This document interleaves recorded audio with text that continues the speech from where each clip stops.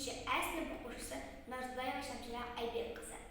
Абай Құнанбаев нұрлы аспанға тырысып өскенсің сен. Нұрлы аспанға тырысып өскенсің сен. Мен керден қайғысыз ер күніңмен. Жазғы тұрып жасырып жердің бетін, жасыл шөппен бой жеткен егінмен жен.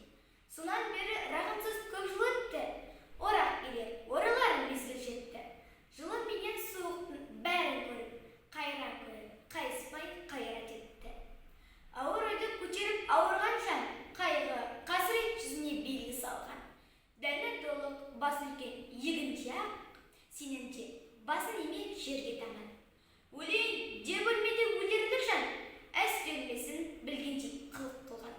Ажал келіп бас салса, жандырласа, өмір қайда, сен қайда, сонында ойла.